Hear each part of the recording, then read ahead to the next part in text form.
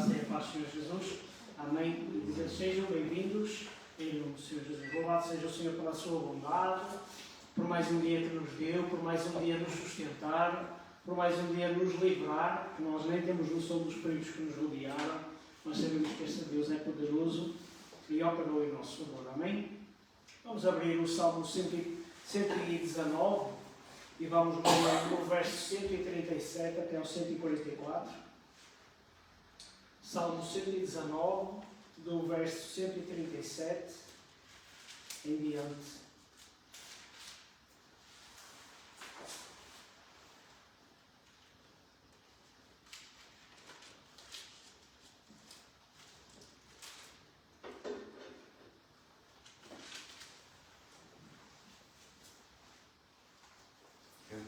Salmo 119, do 137 ao 144.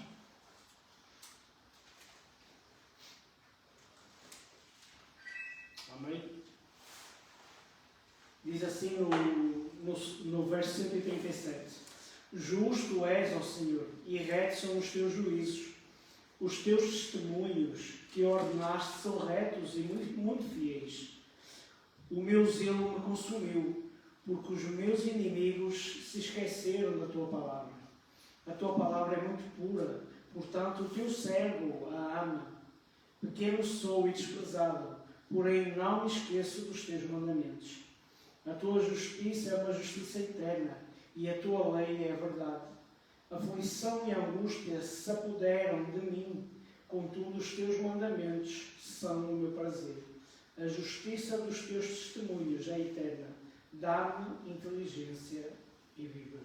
Amém? Vamos louvar ao Senhor com uma oração, agora agradecer pelas bênçãos e pedir ao Senhor que já nos prepare neste tempo que vamos passar juntos. Nosso bendito Deus e nosso Pai, Senhor, nós te louvamos nesta noite, Pai. Te damos graças, Senhor, pois tu és um Deus bondoso, Senhor, tu és um Deus de amor, Pai. E tu tens cuidado de nós, Senhor, como a menina dos teus olhos, Senhor. Por isso te louvamos, Senhor, por ver constantemente a tua paz, a tua alegria, a tua mão poderosa agir em nosso favor, Senhor, e o teu consolo sempre no nosso coração, Pai.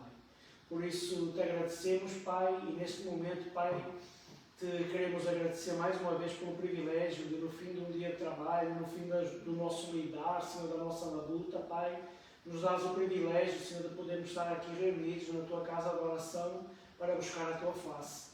Por isso te pedimos, Senhor, que desde já, Senhor, tu recebas o nosso louvor, a nossa gratidão, Senhor, que desde já, Senhor, manifeste a tua bondade segundo as nossas necessidades, Pai, e que nós sintamos o toque do teu Espírito Santo neste lugar, Pai.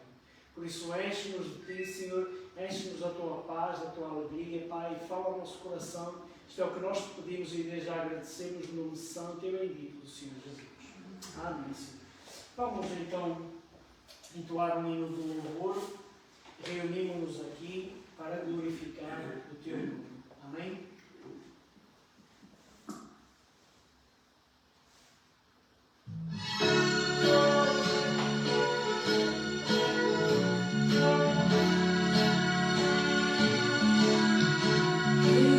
Reunimos aqui para glorificar o seu nome. Reunimos aqui para glorificar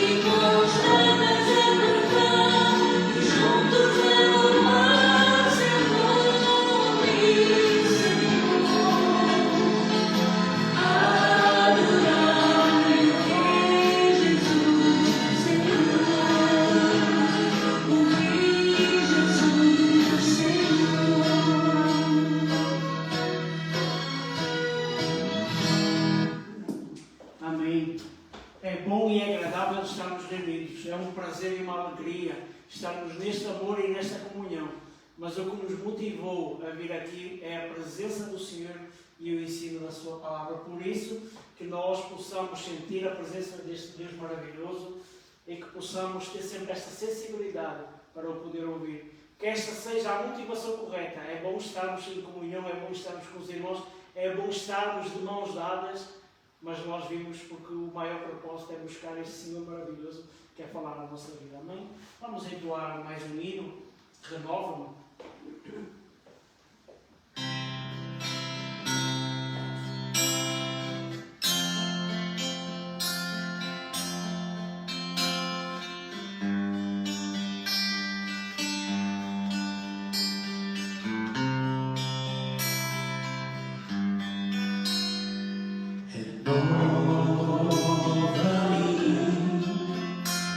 Senhor Jesus,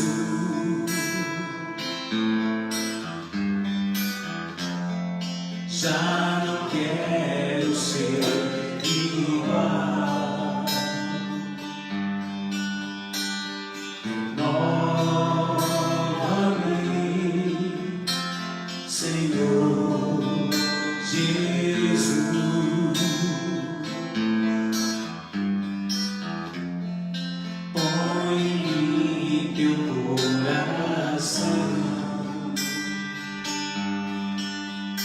Porque tudo que há dentro de mim necessita ser mudado, Senhor. Porque tudo que há dentro do meu coração necessita mais de ti. Renova-me, Senhor Jesus.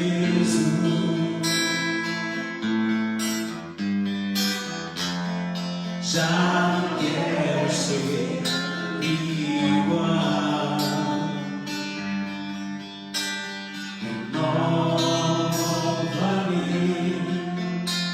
Senhor Jesus,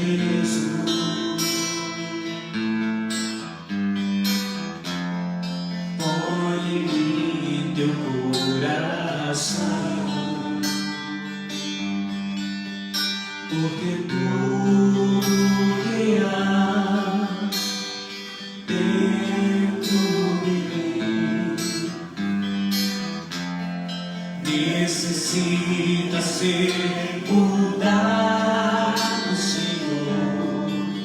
Porque tudo que há dentro do meu coração necessita mais de ti.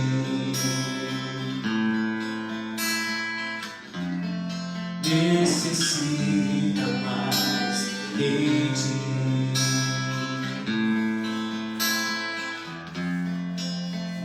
Necessita mais de ti.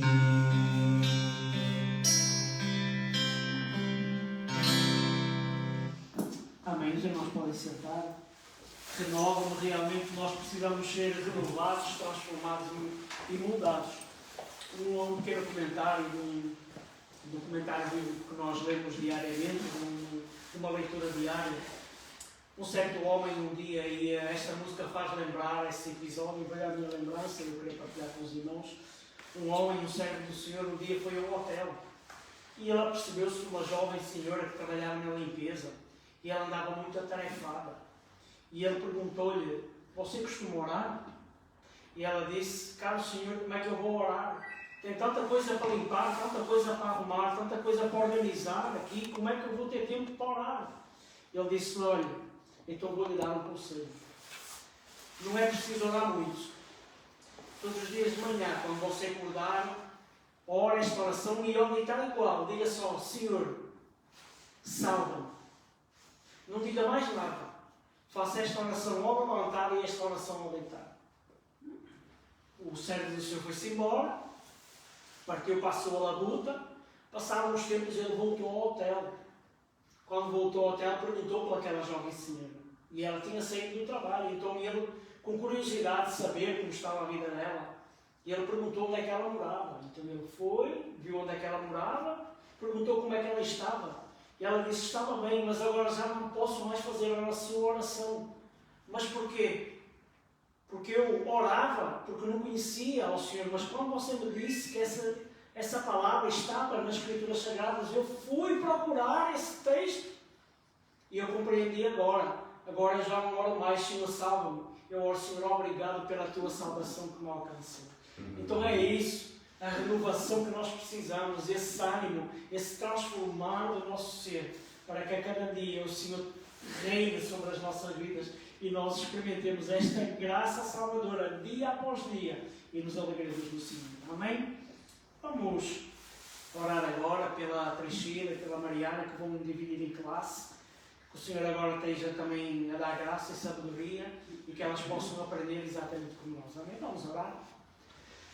Nosso bendito Deus e nosso Pai, Senhor, nós te queremos mais uma vez louvar e agradecer, Senhor, pela tua bondade, Pai. Te queremos agradecer, Senhor, por este tempo de louvor e gratidão e anseio do nosso coração, Senhor, de sermos mais e mais transformados, Senhor, de estarmos aqui na tua presença, Pai. E te clamamos, Senhor, que tu mais uma vez venhas falar ao nosso coração. Senhor, neste momento queremos entregar a Priscila e a Mariana no teu altar, Pai. Te pedimos, Senhor, que tu contendas com os seus corações, Senhor, que dês graça e sabedoria à Priscila, Senhor, para poder ministrar a tua palavra, Pai, e que a Mariana, Senhor, possa compreender tudo aquilo que lhe queres ensinar e ministrar ao seu coração, Pai. Por isso, Senhor, que este tempo em classe, Senhor, seja um tempo de bênção, Pai, da mesma forma que nós também teremos aqui um tempo de bênção, Pai. Por isso, dirige-nos durante este tempo, Pai. Fala ao nosso coração, Senhor, fala-nos com voz de amor, que nós possamos ouvir a tua voz e compreender aquilo que nos queres ensinar.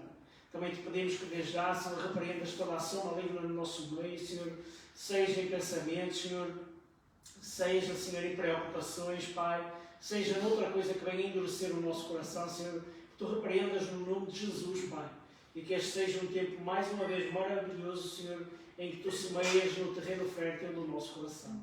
Por isso, manifesta-te às nossas vidas, isto nós te pedimos e desde já agradecemos no nome santo e bendito do Senhor Jesus. Amém. Amém, irmãos? Então vamos dividir em classe e nós podemos já abrir a palavra do Senhor em Colossenses, capítulo 2, e vamos ler o verso 13 e 14. Colossenses, capítulo 2, e verso 13 e 14.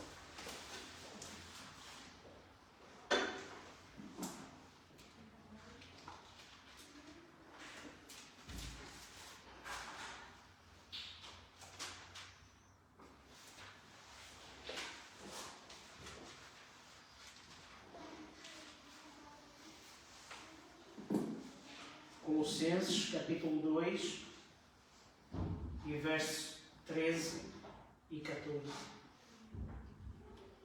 Amém?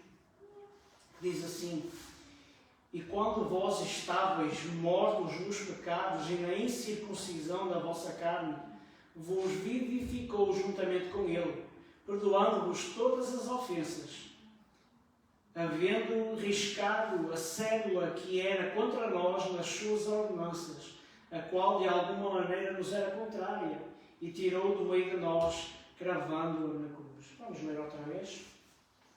O verso 13. E quando vós estáveis mortos nos pecados e na incircuncisão da vossa carne, vos vivificou juntamente com ele, perdoando-vos todas as ofensas, havendo riscado a cédula que era contra nós nas suas ordenanças, a qual de alguma maneira nos era contrária, e a tirou do meio de nós, cravando-a na cruz. Amém? Nós, ao pensar nisto, uma coisa que faz lembrar, se nós estávamos mortos, uma coisa que nós pensamos e muitas vezes nos leva ao pensamento, é o cemitério. O cemitério é o último lar deste corpo humano, mas no meio daquelas coisas todas e da tristeza que por vezes se sente quando se lembra das pessoas que partiram, É interessante olhar para as lápides e ver muitas vezes o que elas têm escrito e a profundidade das coisas que elas tantas vezes trazem. Por exemplo, há lápides que dizem debaixo da terra, agora, de uma vez para sempre.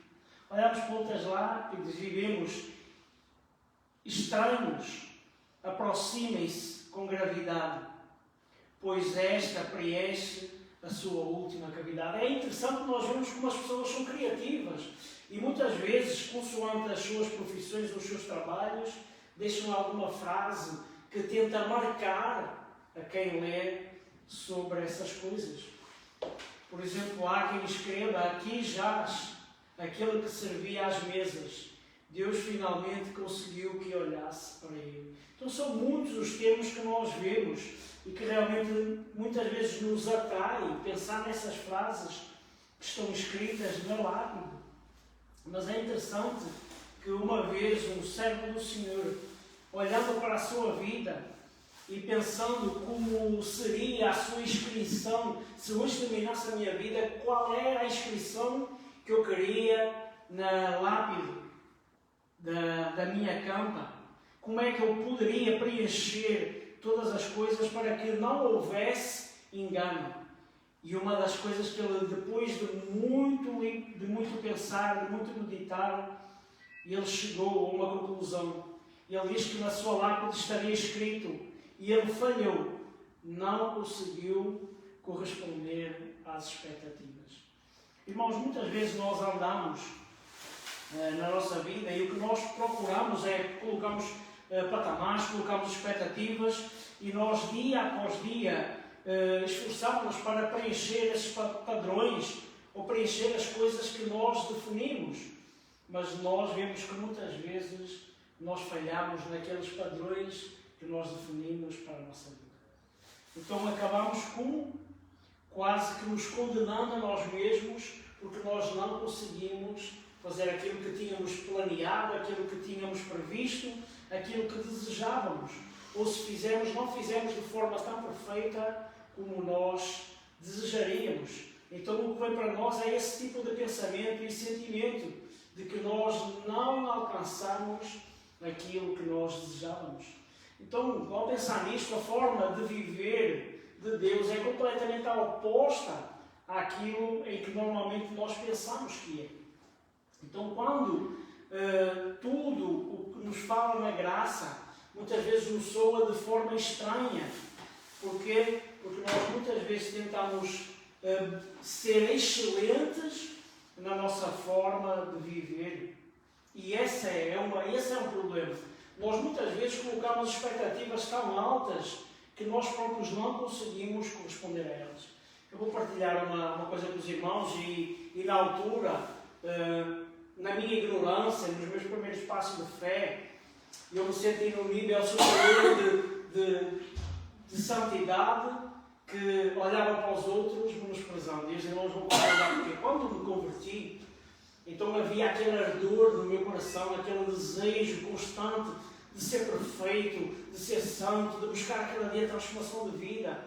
E no meio do grupo de jovens com que normalmente eu habitava, então eles também, jovens crentes, também com o mesmo desejo, só que havia coisas que eles falhavam ou não davam tanta importância. Então aquilo ardia no meu coração e eu pensava assim, não, este não é o tipo de vida que eu quero. Eu quero a cada dia ser mais perfeito, a cada dia ser mais santo. É lícito, mas nós temos que compreender que mesmo no nosso maior esforço nós somos débeis e falhos.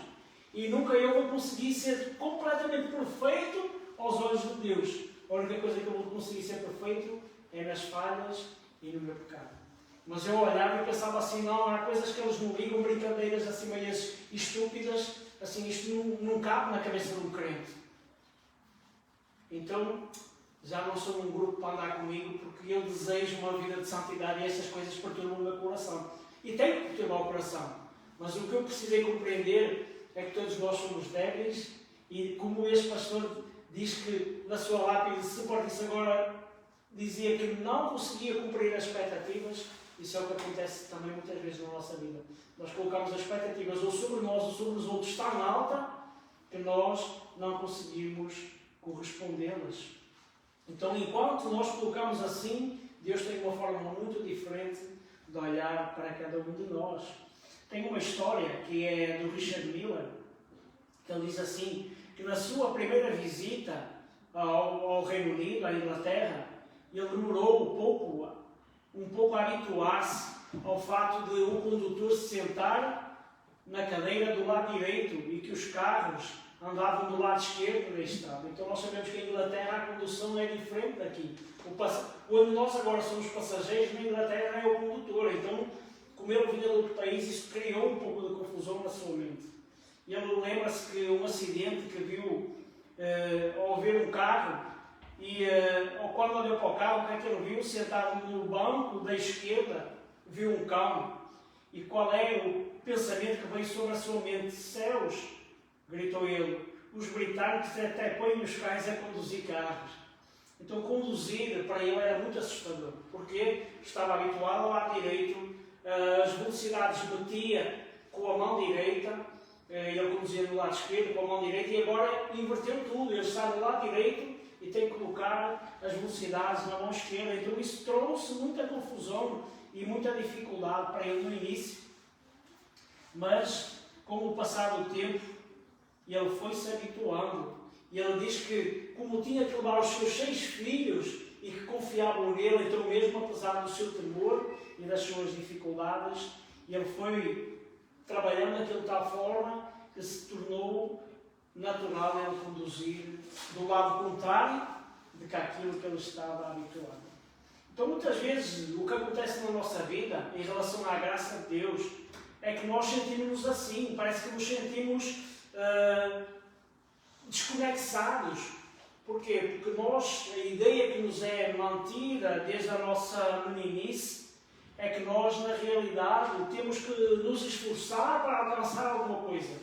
Então, quando pensamos em graça, uma oferta imerecida que Deus nos dá sem pedir nada em troca, isso cria um bocado de colapso e parece que dá tilt assim na nossa vida, parece que dá um erro, entrei em pânico, não sei o que fazer.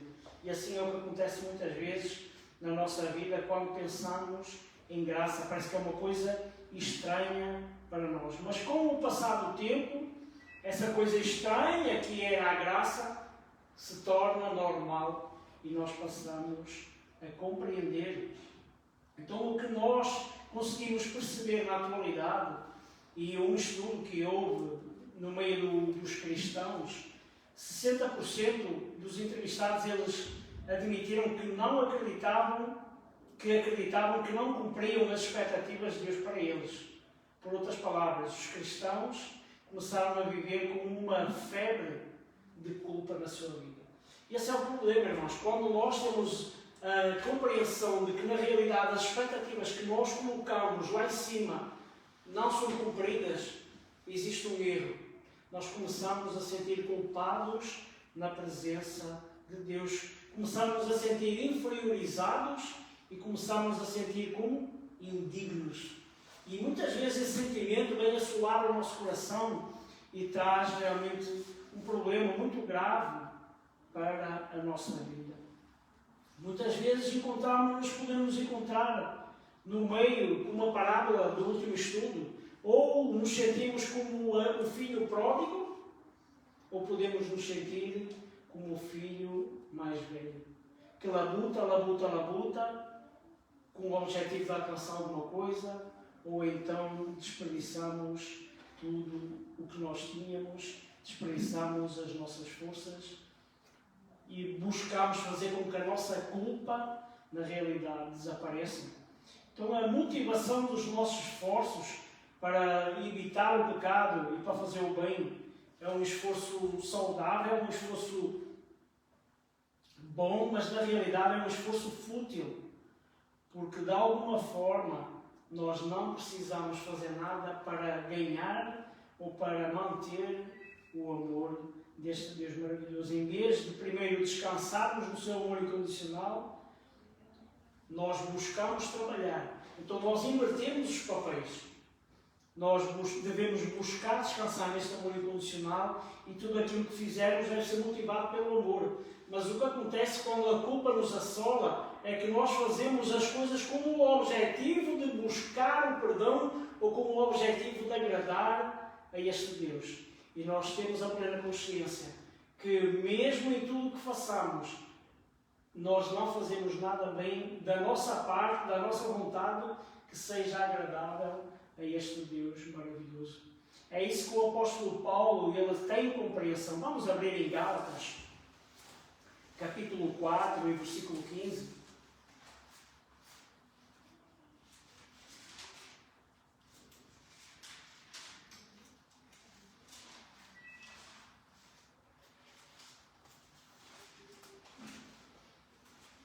O que acontece muitas vezes é que esse tipo de sentimentos, eles têm uma ação na nossa vida. Ele rouba a nossa alegria. Ele nos traz um pesar. E é isso que o apóstolo Paulo disse ao povo do Senhor, capítulo 4, de Gálatas, e verso 15, que diz assim: qual é logo a vossa bem-aventurança? Porque vos dou testemunho de que, se possível fora, arrancaríeis os vossos olhos e vos daríeis.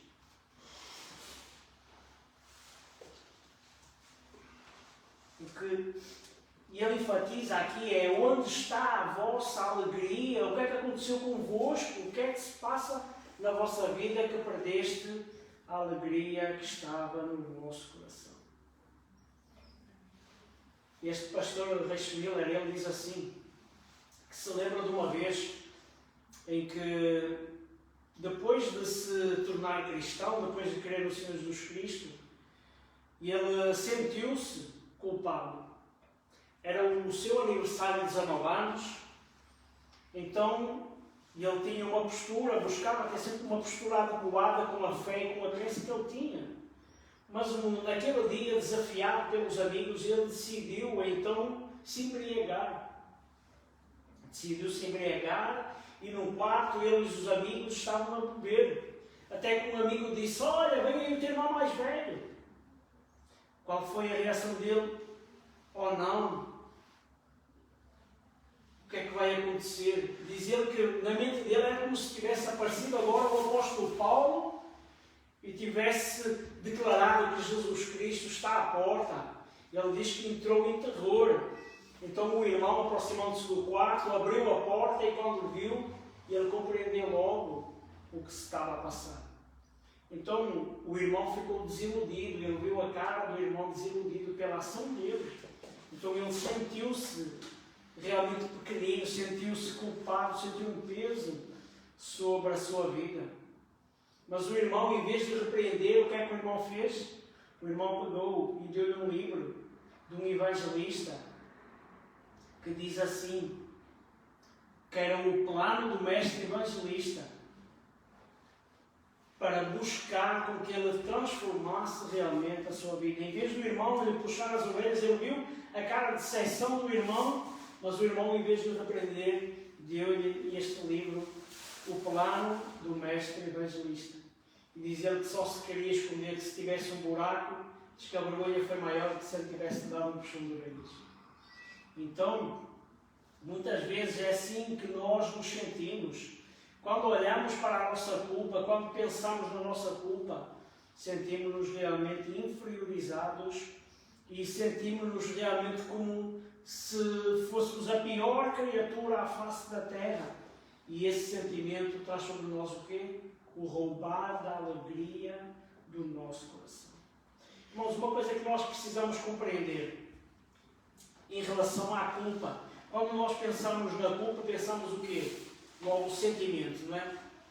Fiz algo, tenho a ideia que fiz alguma coisa mal, então isso pesa sobre o meu coração. Mas uma coisa que nós precisamos compreender é qual o verdadeiro significado da palavra culpa. E na realidade, culpa é um termo legal que é usado num tribunal, quando um juiz ou um júri, depois de ouvir os fatos do caso, chegam à decisão que a acusação contra o arguido é verdade e declaram o culpado. Então a culpa é definida como, em relação a uma autoridade legal, que que estabeleceu leis e que essas leis elas foram infringidas. Então, legalmente, aquele que infringiu a lei, ele é culpado de infringir essa lei. Então, se nós não infringirmos as leis, nós somos o quê? Inocentes. E quando olhamos, por exemplo, para aqueles dois ladrões na cruz do Calvário, ao lado do Senhor Jesus, nós vemos que um dos criminosos usava e lançava insultos ao Senhor Jesus. Se tu realmente és o Cristo, desce daí e tira-nos a nós também. Mas um deles disse uma coisa muito importante e muito profunda. Estás aí, mas nós somos culpados. Nós somos acusados de roubo e nós somos culpados daquilo que fizemos. Mas este que está ao nosso lado, ele é inocente. Então aqueles homens reconheciam na realidade que eles eram culpados perante a lei de terem infringido a lei ao roubar. Mas eles ali, e ele compreendeu que também tinha falhado contra a lei de Deus. Senhor, leva-me contigo, perdoa-me. E o Senhor Jesus disse, ainda hoje mesmo estarás comigo no paraíso. Então aquele homem reconheceu a falha nas leis da sociedade, porque ele tinha roubado e era contra a lei da sociedade, mas ele também compreendeu que tinha falhado num dos 10 mandamentos.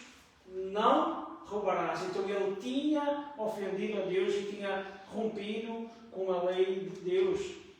Então ele reconheceu ali o seu pecado, reconheceu a sua falha e se abeirou do Senhor Jesus Cristo.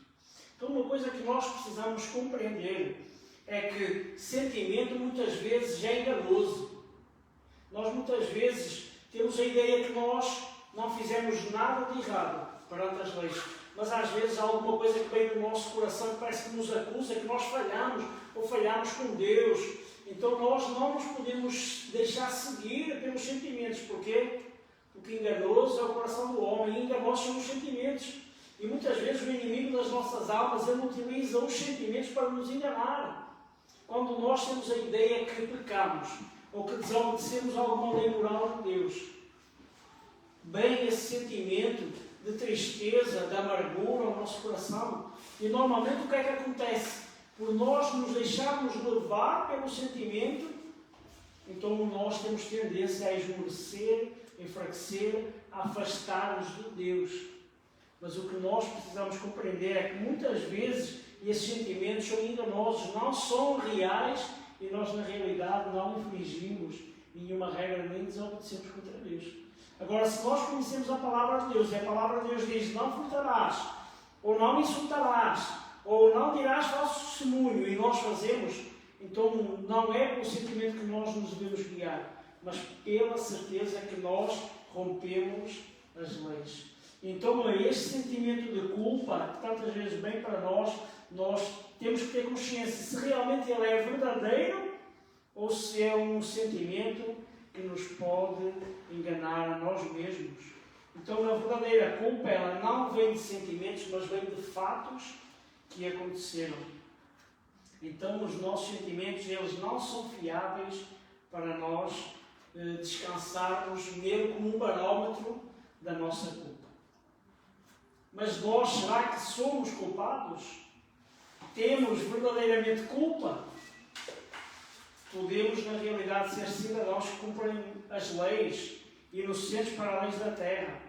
Mas como está a nossa relação com o juiz dos céus, com o Senhor dos senhores?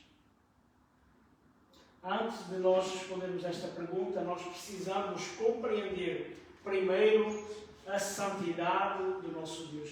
Irmãos, muitas vezes nós não temos a verdadeira compreensão do nosso pecado, da nossa culpa, porque nós não compreendemos quem é Deus na realidade. Eu vou partilhar um exemplo com os irmãos de uma senhora que é crente, que ainda é imatura na fé, mas com a falta de compreensão da santidade de Deus. Numa expressão, ela disse que dizer um palavrão, se é ofensivo a alguém, então Deus não se agrada, Deus se entristece. Mas se disser um palavrão no meio de uma frase, mas que não ofenda ninguém, então isso não tem problema porque ela não faltou ao respeito a ninguém. Mas na realidade o que essa pessoa não compreendeu é que está a ofender a santidade de Deus. Porque não é por eu dizer somente para ofender alguém que é palavrão, sendo palavrão e ela é dito, seja para ofender ou não é uma frase. E é a mesma coisa que o pecado. O pecado não é só pecado quando nós o executamos, mas a palavra do Senhor diz que se nós pensarmos, então nós já pecamos. Porquê? Porque o nosso pensamento é impuro perante um Deus santo. Então nós precisamos compreender quem é este Deus na realidade. Para compreendermos a nossa culpa, para compreendermos realmente o que é pecado, nós precisamos compreender quem é este Deus.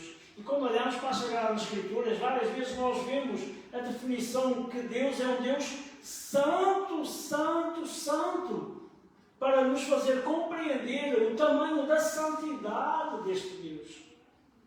Nós temos um padrão de santidade que muitas vezes é corrompido. E mesmo o nosso padrão de santidade, ele não consegue alcançar na realidade quem é Deus. Quando nós pensamos em santidade, nós pensamos em alguém que é perfeito, alguém que é santo, que não tem pecado. Só que Deus não se enquadra dentro desse padrão. Porquê? Porque o nosso padrão ele é desvirtualizado. Então logo que nós pensamos, colocamos o padrão humano aos olhos daquilo que deve ser Deus e pensamos assim, é superior a isto. Mas na realidade é tão grande a santidade de Deus que nós não conseguimos compreender a santidade deste Deus maravilhoso. Um dia alguém foi convidado a desenhar, fazia alguns esboços da Bíblia e dizia assim, olha, eu quero que tu faças um desenho em que nesse desenho exprima a santidade de Deus. E essa pessoa chegou e apresentou um quadro em branco. Não desenhaste nada. Ele disse, não tenho como explicar a santidade de Deus. Porque não cabe no meu entendimento para eu conseguir passar para um desenho a profundidade que é este Deus santo, santo, santo. Então nós, na realidade, não compreendemos na totalidade. Há um servo do Senhor chamado Tozer, que ele diz assim, que nós não conhecemos nada como a santidade divina. É completamente à parte, única, inacessível, incompreensível e inalcançável.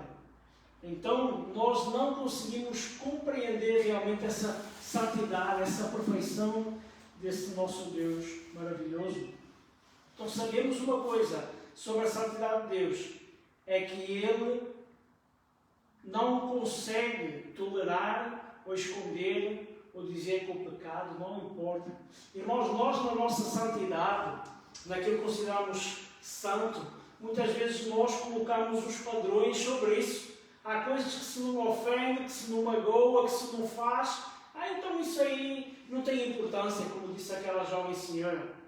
Mas perante Deus, Ele é tão santo que nada dessas coisas passa à parte. Porquê? Porque Ele não consegue tolerar nem esconder nada disso que o ofende na realidade. Então, se Ele fizesse esse ajuste de santidade, consoante muitas vezes nós fazemos, então Ele não seria um Deus santo nem um Deus perfeito. Seria um Deus com falhas e seria um Deus que reajustava as coisas segundo o que Ele queria. Então, a sua santidade é uma santidade falha. Mas este Deus é uma santidade perfeita que nós não conseguimos compreender o quão maravilhoso Ele é. Então, quando olhamos para este Deus, Ele criou o universo, criou a terra, criou o ser humano. E a grande questão é que Ele, quando criou todas as coisas, Ele podia criar-nos como robôs, por exemplo. Nós hoje em dia reprogramamos um robô e o robô faz o que ele quer. O que nós marcamos, ele faz na perfeição aquilo que nós marcamos. Mas Deus é um Deus tão santo, tão maravilhoso, que Ele não nos fez como robôs. Ele criou-nos, deu-nos ordens, mas deu-nos o livre-arbítrio para nós podermos escolher. E é isso que nós, quando pensamos em Adão e Eva, vemos. Eva, enganada pelo inimigo das nossas almas, o que é que ela fez? Comeu o fruto da árvore proibida, da árvore da vida. Então, ela rompeu com aquilo que Deus lhe tinha dito. Ela foi enganada, mas na realidade Adão pecou porque ele quis. Enquanto a sua esposa foi enganada pela serpente, pelo inimigo das nossas almas, e ele decidiu, por sua livre vontade, pecar, porque ela só lhe disse que o fruto era bom. E ele pegou e comeu do fruto e desobedeceu a este Deus maravilhoso. Então o que nós vemos aqui é que ele decidiu, no seu livre-arbítrio, na sua livre escolha, resolveu pecar contra este Deus. Ele sabia que não deveria comer do fruto, mas mesmo assim ele decidiu comer. Então, essa ação trouxe o quê? Esse engano de Satanás trouxe o quê? Trouxe a desobediência trouxe o apartamento, o afastamento deste Deus maravilhoso. É por isso que o apóstolo Paulo, em Romanos 6:23, o que é que ele diz? Vamos abrir.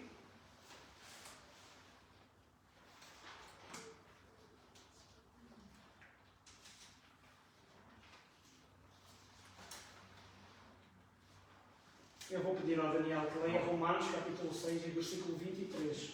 6.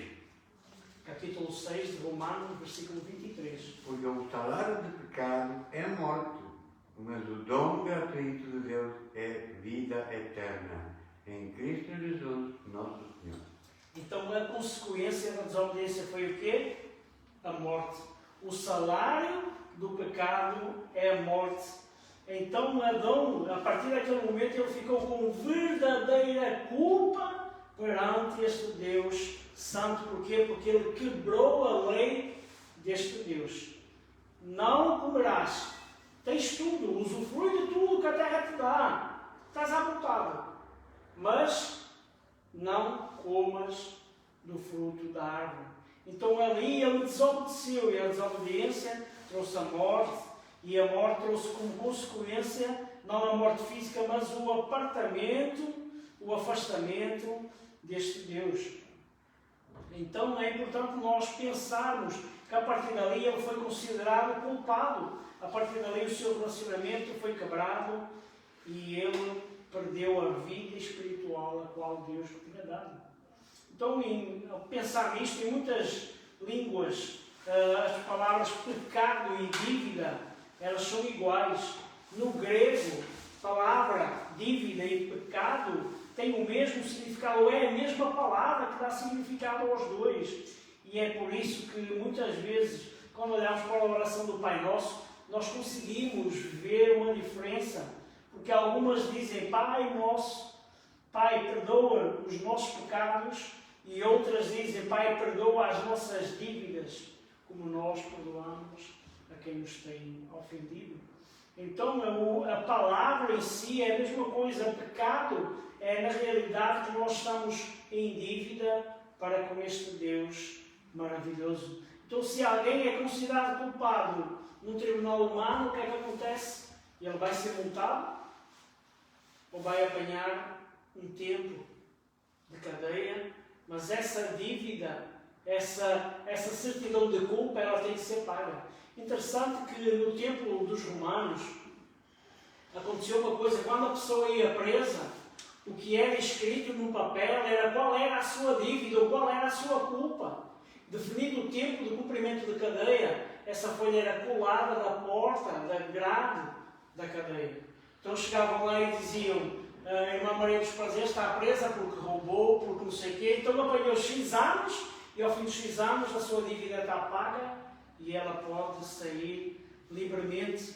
Então o que nós vemos é que era declarado culpado e era colocado aquilo que era o que o colocava naquele lugar. Ou a sua dívida era aquela, mas ao fim de passar ou pagar ou passar os anos na cadeia, então a sua dívida estava paga e essa pessoa era considerada livre para voltar novamente à sua vida normal.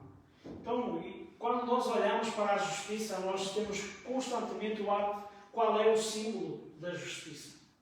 É uma balança em que é pesado, em que há um peso de justiça sobre as coisas.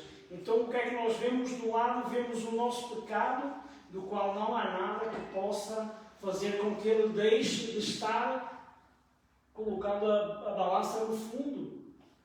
E é isso que pesa tantas vezes. Vamos ver o que é que diz em Romanos 5,19. Eu peço ao Daniel que leia, por favor. Porque assim como pela desobediência de um só homem muitos foram constituídos pecadores, assim também pela obediência de um muitos serão constituídos justos. Então, logo assim como por meio da desobediência de um só homem, muitos foram feitos pecadores. Então, quando Adão pecou, essa é uma das consequências que todo o resto da sua descendência sofreu, foram que eles foram declarados culpados perante Deus. Porquê? Porque todos já nascemos em pecado, em desobediência. E é interessante nós pensarmos, por exemplo, uma coisa que aconteceu também no Reino Unido há uns tempos atrás. Quando eles fizeram as contas, eles descobriram que o país tinha uma dívida exorbitante, uma dívida que excedia aos milhões de dólares. Então, fazendo as contas, o que ficou definido é que cada cidadão tinha em dívida um valor de 23 mil dólares cada cidadão em relação à dívida nacional. Então, aqueles que nasciam naquele momento já nasciam, apesar de não serem culpados daquela dívida, porque foram as gerações anteriores, ele já nascia com uma dívida de 23 mil dólares para com o seu Estado. E assim acontece exatamente conosco, seres humanos. Nós já nascemos com o peso do pecado na nossa vida, já nascemos com esta dívida, com esta culpa perante este Deus maravilhoso. Ao pensarmos, por exemplo, numa criança, nós podemos ver logo como nós não precisamos ensiná-la para ser egoísta.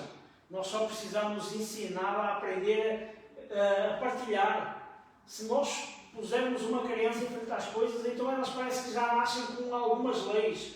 E, por exemplo, uma delas chamamos as leis das propriedades da criança. E uma delas, a criança diz assim: se eu gostar, é meu. Outra diz: se tiver na minha mão, é meu. Se eu puder tirar-te, isso é meu. Se eu tinha há pouco, é meu. Se é meu, nunca pode parecer que é teu. Se parecer que é meu, é porque é meu. Se eu o vi primeiro, é meu. E se estiver a brincar com algo algum tempo, e se depois tu pousares, então no momento que pouso, essa coisa passa a ser minha. Então nós vemos as crianças, desde a sua mais tenra idade, esse egoísmo, que é tudo deles, é tudo meu, se deitar a mão é meu, se olhei já é meu, se pousaste já me apoderei é meu, mesmo que não seja. E nós, a Priscila, como trabalha com crianças, é uma coisa que se vê constantemente. Então essa lei do pecado, do egoísmo, sobre uma criança da qual nós não precisamos ensinar nada.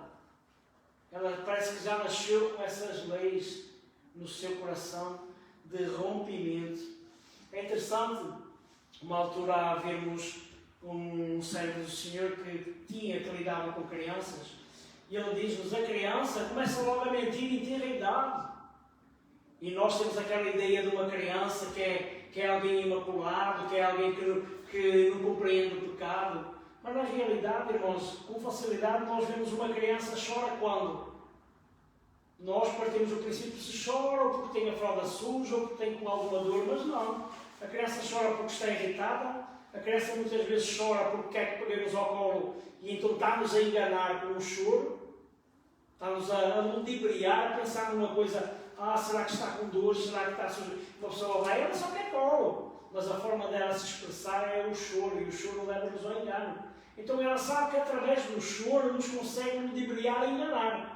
Então qualquer coisa que ela não esteja bem é choro, não é? Uma criança, nós dizemos a uma criança: não te dou isto. Ela sabe que se chorar vai deixar o coração dos pais, ou dos avós, ou dos filhos amolecido e vão acabar por dar. Então quando ela quer as coisas, o que é que faz? Amua, chora, faz-se triste. Na realidade ela está-nos a mentir. O que ela está a saber é assim: eu sei que para alcançar aquilo que eu quero a vós não quero dar, eu vou-vos ludibriar, vou-vos enganar. Irmãos, nós não precisamos ensinar essas coisas a ninguém. que essa tipo de postura, desse engano, já nasce nos seus corações, esse tipo de atitude errada, desse distorcimento, já vem no coração humano, que passa de geração em geração, desde Adão até ao fim da humanidade, passará essa culpa e esse engano sobre as nossas vidas perante este Deus que é santo. Então, ao pensarmos nisto, nós podemos ver que realmente há uma independência que nós buscamos constantemente de Deus e que essa independência se manifesta tantas vezes nas nossas vidas, no nosso sistema pelo qual, por nós mesmos, nós consigamos livrar-nos desta culpa. E é aqui que neste tempo que entra a graça sobre a nossa vida. Então, nos tempos romanos, como eu já disse, é escrita a dívida, mas cada pessoa que veio depois de Adão, ela tinha a sua dívida escrita para com Deus. E claro que nós não estamos tantas vezes cientes dessa culpa, dessa dívida, mas gradualmente nós vamos reparar que nós sentimos uma culpa, sentimos um sentimento que na realidade nos aflige por não atingirmos os padrões. Então não gostamos desse sentimento, então queremos ver nos livros dele, desse sentimento que nos entristece. Então temos tendência a fazer 3 coisas e utilizamos 3 estratégias para nos tentar livrar desses sentimentos negativos. Então o primeiro que nós podemos ver é que uma das estratégias mais comuns no meio da nossa sociedade, mais populares, é tentar fazer alguma coisa que agrada a Deus, tentar fazer as boas obras, porque ao fazer as boas obras temos a ideia que nos sentimos melhor e tentamos fazer com que através desses atos nós nos apresentemos inocentes perante Deus ao fazer as boas coisas, ao fazer as boas obras. Talvez até seguir os mandamentos, ler a Bíblia, ir à igreja de forma regular, dar dinheiro à igreja, dar dinheiro aos pobres, dar de comer aos famintos. Uma das estratégias que nós muitas vezes utilizamos para tirar esse sentimento de culpa é tentar fazer as boas obras, pensando que isso nos recompensa, que isso traz alguma mais-valia, que isso na realidade faz com que esta dívida, este selo de culpados, seja tirado da nossa vida. E é importante nós termos essa consciência que na realidade não serve para nada disso. Vamos ler em Gálatas capítulo 2 e versículo 16.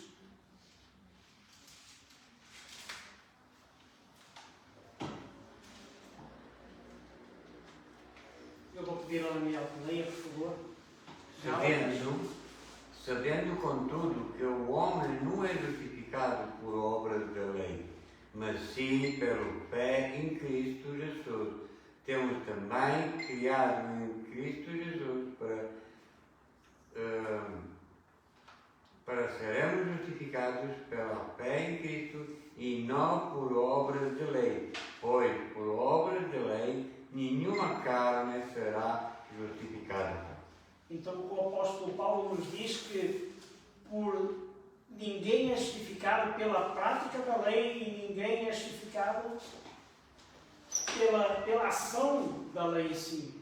Então o que ele nos deixa bem claro é que as obras na realidade não têm valor e essas obras não removem o nosso estado de culpa em nada. E nós pensamos nisso e pensamos, mas nós já sabemos disso. Pela graça sois salvos mediante a fé que não vem de vós. Né? E sabemos que pelas obras nós não conseguimos alcançar. Mas então nós temos que meditar em algumas perguntas e respondermos a nós próprios. Se nós temos a sensação da prontidão de Deus para nos abençoar, que somos confiantes no seu amor por nós mesmos, apenas quando nós sentimos que nós estamos a sair bem como cristãos, ou será que sentimos sempre? O que acontece quando nós falhamos em fazer as coisas que está na nossa lista espiritual e fazer-nos desirrar quando nós erramos essa lista, os sentimentos será que mudam? se estamos cheios de um sentimento vago, constante e corrosivo, de que Deus está adiante, está distante e de certa forma Ele não nos aprova, o que é que acontece na nossa vida? Se temos jurados a nós mesmos ou a Deus que vamos ser melhores amanhã e determinarmos e esforçarmos o dobro no dia seguinte, de forma a podermos agradá-lo, será que esse é o tipo de pensamento e ações que na realidade agradam a Deus? Será que é esse tipo de ação e de pensamento que na realidade nos vai tornar menos culpados na presença de Deus? E nós sabemos claramente que nós não somos salvos pelas obras. Mas quando nós tratamos do dia a dia, então é fácil nós pensarmos que Deus muitas vezes pode mudar as regras. Porquê? Porque nós obedecemos, porque nós somos bonzinhos e na realidade é um engano que muitas vezes pode vir sobre o nosso coração. Então nada dessas coisas tem valor, essas coisas são fúteis na realidade e para nada prestam. Existe uma canção de Natal que ela diz assim, ela é inglesa e a tradução em português diz assim: é melhor teres cuidado, é melhor não chorares, é melhor não anuares. Vou dizer-te porquê. Jesus Cristo vem aí. Estás a fazer uma lista, estás a verificar 2 vezes, vais descobrir quem é bom e quem é mau. Então esforçamo-nos para fazer a coisa certa e fazermos Deus feliz, com medo de que se não agirmos bem, Ele irá ignorar-nos ou rejeitar-nos ou até trazer alguma tragédia horrível sobre as nossas vidas. Então, o que na realidade nós tentamos fazer boas obras para agradar a Deus, para fazer Deus feliz, quando na realidade as boas obras não servem para as nossas culpas. Interessante, nós vemos que a palavra do Senhor diz que as boas obras não servem, mas nós fomos criados para elas. Mas elas não têm valor para limpar a nossa culpa, para tirar a dívida sobre as nossas vidas. Esse é um tipo de pensamento muito corriqueiro no nosso meio. Mas se não conheces Cristo como Salvador, nós sabemos que é impossível alcançar a salvação. Mas eu até dei de comer, passei ali por um pobrezinho e dei uma esmola. Eu quando chega a época do Natal, eu até dou uma cesta básica, alimento uma família que passa necessidade. Mas tudo isso são sentimentos que na realidade nós buscamos para quê? Para tentar tirar esse sentimento de culpa e de dívida que nós temos com o nosso Deus. É uma boa ação, mas ela não tem valor no sentido que nós tantas vezes buscarmos dar. Como se essas boas ações agradassem a Deus, então a nossa dívida, o nosso pecado é posto de parte. Pelo contrário, elas não têm valor na balança para tirar essa dívida e essa culpa. Outra estratégia que nós muitas vezes usamos e que também não funciona é muitas vezes o fundo religioso. Pensamos que Deus nos aceita se nós tivermos uma educação religiosa ou se nós tivermos atos religiosos. E quando pensamos nisso, automaticamente nós vamos para os líderes judaicos do tempo de Jesus. E qual foi a ação deles? Apesar deles serem homens que na realidade eles diziam que buscavam a Deus, mas rompiam a lei e entristeciam a Deus, qual foi a expressão que eles disseram perante João Batista? Vamos ler em Mateus capítulo 13, versículo 9.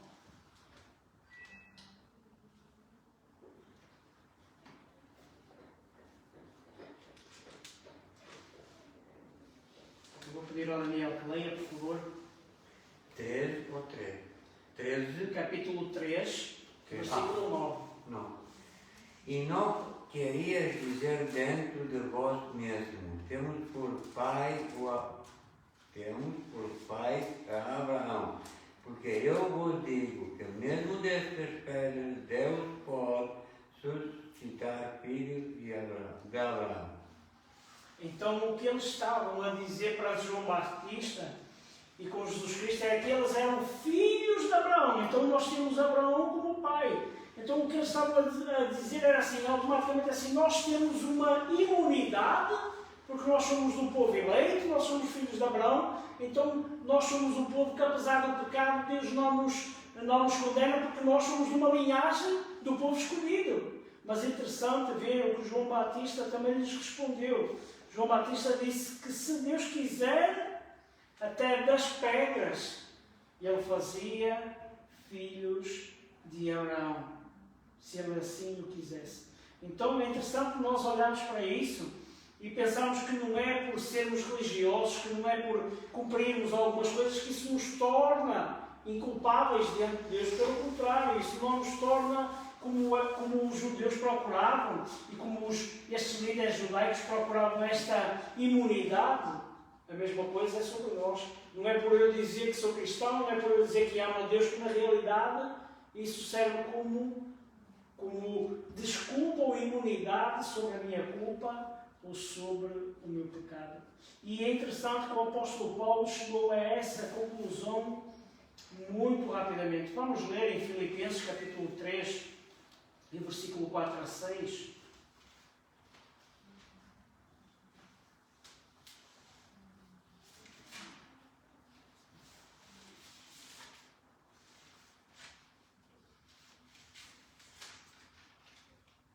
Nós podemos ler o capítulo 3, do versículo 4 até ao 7.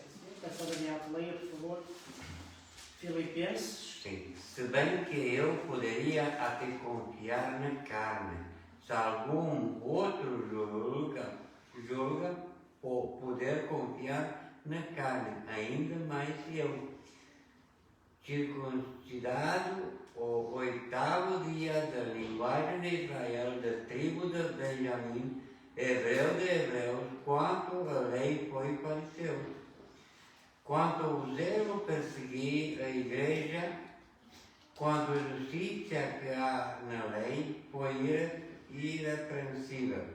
Mas o que para mim era lucro, pensei considerá-lo como perda para o amor de Cristo. Então, o apóstolo Paulo diz: se alguém é religioso e acha que essa religião tem valor, então, na minha carne, quando ele tinha o seu pai religioso como fundo no seu passado, ele diz: se alguém se pode vangloriar, se alguém se pode agradar, primeiramente eu. Se alguém pensa que tem razões para confiar na sua carne, eu ainda mais. Circuncidado no 8º dia de vida, pertencente ao povo de Israel, à tribo de Benjamim, verdadeiro hebreu, quanto à lei fariseu, quanto ao zelo perseguidor da igreja, quanto à justiça que há na lei irrepreensível. Ele diz: se alguém se pode vangloriar na sua religião, ou se pode vangloriar no seu passado, eu estou no topo. Não há ninguém como eu, religioso, íntegro, que veio de uma família e de uma nação que tem esse compromisso com Deus. Então eu sou irrepreensível quanto à lei. Mas quando ele compreendeu que a sua religião vai e vaga, na realidade não tinha qualquer benefício sobre o seu certificado de culpa, o que é que ele diz no verso 7? Mas o que para mim era lucro, passei a considerar como perda por causa de Cristo. Então ele utiliza esta palavra, mas em algumas traduções a palavra que é utilizada é como esterco. Eu considero as coisas como esterco, coisas que não têm valor, que na realidade não me podem justificar. E é interessante que nós, esta palavra, esterco, que mostra assim, realmente que é lixo, que é alguma coisa que não presta, não é? Porque o esterco é aquilo que o corpo bota fora. Então ele considera que realmente todas essas coisas que ele achava que tinham valor na presença de Deus, na realidade ele compreendeu. Mas é interessante que nas traduções das Bíblias inglesas, eles não têm coragem de utilizar esse termo esterco como nós utilizamos na linguagem portuguesa. Então eles acham que essa é uma expressão grosseira, mas na realidade é isso que a nossa atividade religiosa, quando está só ligada à religião, só ao cumprimento de regras e leis, é isso realmente que ela é. Ela é esterco e ela é sem valor no que toca a remover a nossa culpa. Tem muitos que dizem: mas eu sou religioso, mas eu creio em Deus. Espera aí, mas isso não nos tira deste certificado de culpa. São coisas que nós tentamos utilizar para nos justificar. como Paulo utilizou, que ele era realmente estudioso, que ele era de uma família hebraica, que era repreensível na lei, como aqueles líderes religiosos também utilizaram, porque nós temos por pai Abraão, nós estamos num patamar superior, porque nós somos filhos de Abraão. Muitos acham que a sua religião, na realidade, é aquilo que lhes vai livrar da culpa e do pecado. Quando nós sabemos que não é a postura do homem que realmente tira este certificado de culpa, que tira esta dívida para com Deus. Outra coisa que utilizamos muitas vezes para justificar é que tentamos justificar, tentamos fazer com que fiquemos perante Deus ao compararmos com as outras pessoas. É interessante que nós muitas vezes olhamos e dizemos, aquele é um assassino, aquele é um violador, aquele é um homem culpado para Deus. Mas eu não, eu sou um homem íntegro da sociedade. Eu nunca matei, nunca roubei, nunca fiz assim nenhum absurdo. Então nós temos tendência a olhar para a vida do outro para tentar justificar que nós somos mais merecedores do que o outro. E é interessante que a palavra do Senhor, na realidade, ele destrói esse tipo de pensamento. O que é que ele diz? Porque todos pecaram e destituídos estão da glória de Deus. Independente daquilo que nós pensemos que somos melhores que os outros, na realidade, estamos todos no mesmo patamar. A única coisa que varia é a profundidade, ou o crime, ou a ofensa, que muitas vezes possamos ter uns para com os outros, ou para com Deus. Mas, na realidade, nós não somos melhores do que ninguém. Então, muitas vezes existe essa tendência de olhar para aquilo que nós sabemos que, aos nossos olhos, aos olhos da sociedade, é miserável, porque é um assassino, é um ladrão, é um toxicodependente. Então, ele está no patamar de culpa. Eu não, eu sou um homem que trabalhei toda a minha vida, sempre fui justo na minha posição. Então, tentamos utilizar isso como essência para nos justificarmos. E o que é que nos faz lembrar?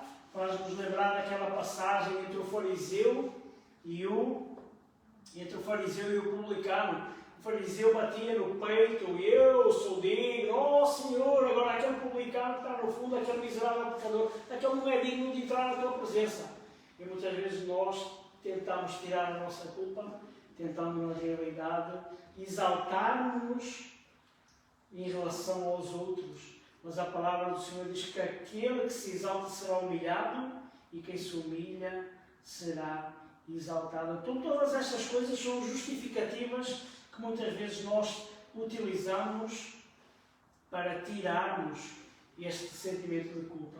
Mas na realidade só existe um remédio para a nossa dívida. Só existe um remédio para a nossa culpa. Só existe uma coisa que nos tira deste estado de dívida para com o nosso Deus.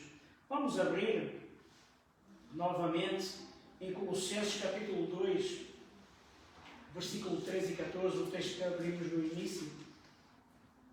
Eu vou pedir ao Daniel que leia, por favor. Colossenses capítulo 2, versículo 13 e 14. Antigamente vocês estavam espiritualmente mortos por causa dos seus pecados e porque eram não judeus e não tinham a lei, mas agora Deus os ressuscitou junto com Cristo. Deus perdoou todos os nossos pecados e anulou a conta da nossa dívida com seus regulamentos que nós éramos obrigados a obedecer. Ele acabou com estas contas pregando-a na cruz.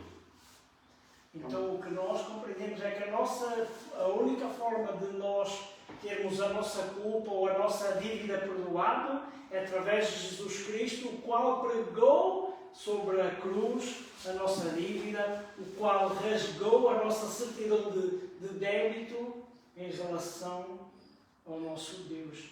Então essa é a única forma de nós sermos considerados livres, de nós sermos considerados inocentes, de nós termos a nossa dívida paga. Então é através de Jesus Cristo e é nele que foi substituído este selo de culpa, está agora o selo de libertos, de perdoados de restaurados.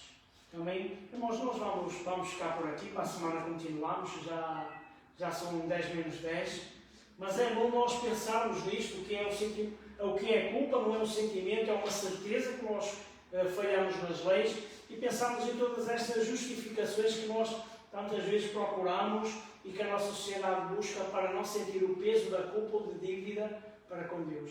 Então que nós possamos refletir nisto, que nós possamos refletir muitas vezes em que é que está baseada o nosso perdão, em que é que está baseada o nosso tirar da culpa e o receber o selo de a dívida está paga, e que o Senhor possa continuar a ministrar a nossa vida. Amém?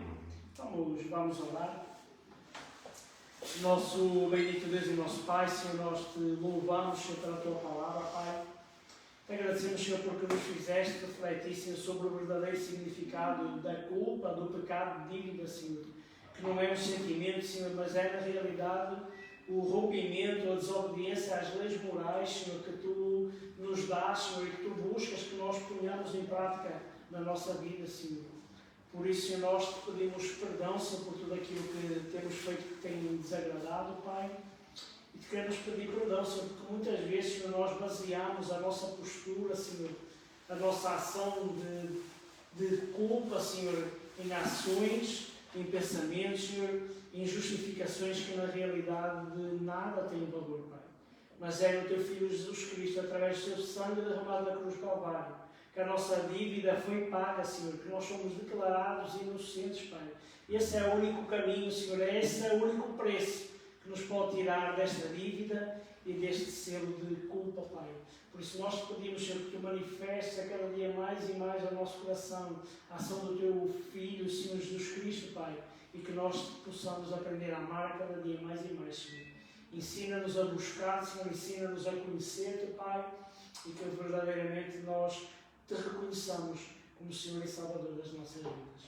Por isso, abençoa-nos, Senhor, dirige-nos, Senhor, fala ao nosso coração. Isto nós te pedimos no nome santo e bendito do Senhor Jesus. Amém. Então, para terminarmos o nosso culto, vamos só entoar um hino.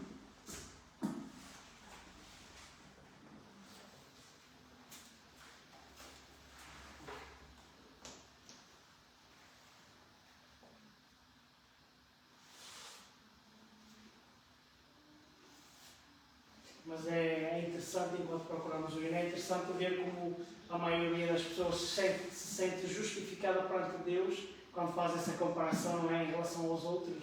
Eu nunca matei, nunca roubei. Já ouvi tantas vezes essas coisas, e quando olhamos e Deus nos diz claramente que não há ninguém que seja considerado justo diante de Deus, mas que todos estamos no mesmo patamar de desobediência, e vemos a falta de compreensão ou a busca da justificação. E conheço outras pessoas que na realidade dizem, mas eu distribuo, eu dou, eu preocupo-me com os doentes, com os enfermos, como se essas coisas na realidade tivessem algum valor para tirar esse selo de culpa, não é? Mas a nossa sociedade está cheia dessas coisas. Por isso que nós tenhamos a cada dia a compreensão da inutilidade dessas coisas, que de nada servem. Que nós reconheçamos a nossa fragilidade, a nossa fraqueza, e reconheçamos em Jesus Cristo realmente aquele que pagou no nosso coração. Amém? Vamos entoar aquele hino, Bendirei Jesus. Vamos para a pé. Vamos então entoar este hino.